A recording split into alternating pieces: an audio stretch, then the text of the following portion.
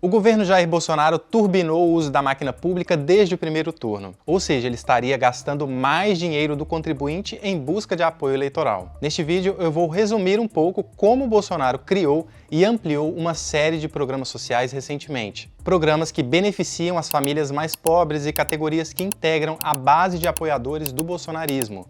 O objetivo seria, claro, segundo críticos, tentar virar a disputa contra o Lula. Primeiro, para entender como tudo isso está sendo possível, é preciso voltar a julho. Foi quando foi aprovada pelo Congresso a tal PEC Kamikaze. Uma PEC é uma proposta de emenda à Constituição, um mecanismo que tem muito mais força que uma lei normal e que permitiu ao Bolsonaro decretar um estado de emergência no país. Isso, por sua vez, abriu caminho para a criação de novos benefícios sociais em pleno ano eleitoral. Nós estamos falando aqui de muito dinheiro público. A agência de notícias Reuters, por exemplo, calcula que os benefícios criados e prometidos por Bolsonaro nos últimos meses somam mais de 270 bilhões de reais. Outra conta, apresentada pelo economista Bernard Apai, vai ainda mais além. O diretor do Centro de Cidadania Fiscal fala em 400 bilhões desde o fim de 2021, 4% do PIB. E por causa daquela tal PEC que eu mencionei, isso pode ultrapassar o teto de gastos, que é o mecanismo criado para manter as contas públicas sob controle. Com esse pano de fundo, o governo Bolsonaro conseguiu intensificar o uso da máquina pública na reta final da eleição.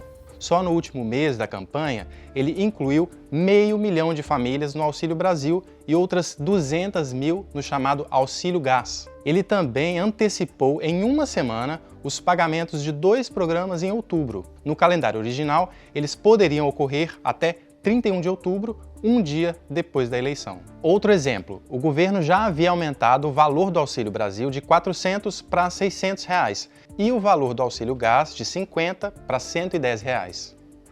O Bolsonaro também antecipou o pagamento de um auxílio mensal de R$ 1.000 para taxistas e caminhoneiros e prometeu um 13º para os taxistas. Outras medidas incluem também um novo programa para refinanciar dívidas de empresas e pessoas físicas com a Caixa, a liberação de empréstimo consignado para beneficiários do Auxílio Brasil e a criação do financiamento com FGTS Futuro para ampliar o acesso à compra de imóveis. Vale lembrar que a gestão Bolsonaro também já havia limitado a alíquota do ICMS, um imposto estadual cobrado sobre os combustíveis, algo que levou à redução do preço do diesel, da gasolina e do gás, com efeito na redução da inflação.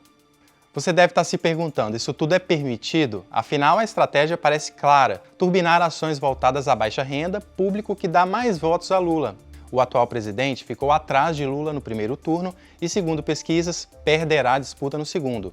A lei eleitoral proíbe esse tipo de medida no ano de eleição, justamente para evitar o uso da máquina em favor de um dos candidatos. Para alguns juristas, os auxílios turbinados interferem nas condições políticas da campanha eleitoral e, por isso, seriam uma violação. As medidas de Bolsonaro, porém, não foram até agora alvos de questionamento da Procuradoria-Geral Eleitoral por possível abuso de poder político e econômico. O órgão é chefiado pelo Procurador-Geral da República, Augusto Aras, considerado por críticos um aliado do presidente. A Deutsche Welle é a rede internacional de notícias da Alemanha. Para mais vídeos como este, se inscreva no nosso canal.